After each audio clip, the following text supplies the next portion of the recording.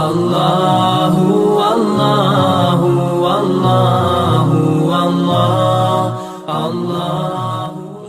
یہ نہر کنارے وضو کر رہے تھے تو کئی دنوں کے فاقے تھے، کیا دیکھا کہ پانی کی سطح پر بہتا ہوا ایک خوش نما سیب آیا، تو اشتہاق غالب ہوئی، اس کو پکڑا اور کھا لیا۔ جب کھا چکے تو پھر خیال آیا یہ تو میرا تھا ہی نہیں، یہ تو مال لقطہ تھا، تو میں نے اس کو کھا لیا، اب اس کا مالک کیسے ملے؟ جس سمت سے پانی آ رہا تھا اس سمت سفر شروع کر دیا۔ کئی دنوں کی مسافت کے بعد دیکھا کہ ایک باغ ہے جس کی شاخیں اس پانی کی طرف لٹک رہی ہیں، سمجھ گئے کہ یہیں سے گرا ہوگا اور میں نے کھا لیا۔ خیر باغ میں پہنچے، مالک سے ملے، کہا کہ یوں میں نے ایک سیب کھا لیا ہے اور میرا غالب گمان یہ ہے کہ اس باغ کا وہ سیب تھا، تو میں معافی مانگنے آیا ہوں، یا پھر بتائیں کہ اس کا ہرجانہ کیا ہوگا۔ جب مالک باغ نے یہ بات سنی، وہ بھی صاحب نظر تھے، سمجھ گئے یہ تو کوئی در یگانہ ہے، یہ تو کوئی گوہر یکتا ہے، تو تیور بدل لیے، کہا ایسے تو نہیں معافی ملے گی۔ کہا حضرت کیسے ملے گی؟ کہا 12 سال تک میرے باغ کی گوڈی کرنا پڑے گی۔ اللہ اکبر، اور ایک شرط اس کے علاوہ ہوگی۔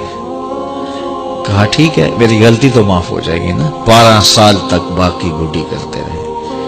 ایک دن فرمانے لگے وہ صاحب باغ جو تھے کہ سیب توڑ کے لاؤ، مہمان آئے ہیں، تو وہ سیب توڑ کے لائے تو وہ کچے ہی تھے، تو کہا تم 12 سال ہو گئے ہو سیبوں کے باغ میں رہتے ہوئے، تمہیں پتہ نہیں کہ کچے سیب اور پکے سیب کیسے ہوتے ہیں؟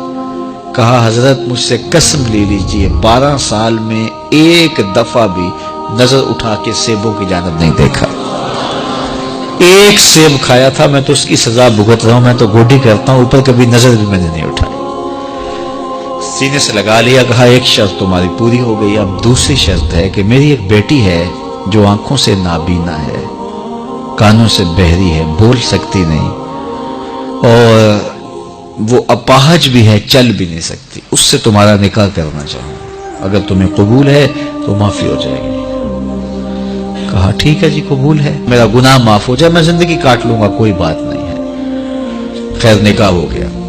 کہا کہ یہ کمرہ ہے، یہاں آپ کی زوجہ آپ کی منتظر ہے۔ جب وہاں گئے تو ایک خوبرو دوشیزہ منتظر تھی، تو فوراً پلٹے کہ میں غلطی سے کسی اور کمرے میں آ گیا ہوں۔ پلٹتے ہوئے دروازے کی چوگاٹ سے سر پھٹ گیا، خون بہنے لگا۔ جب باہر آئے تو صحن میں پہنچے تو وہ بزرگ وہاں تھے۔ کہا کیا ہوا؟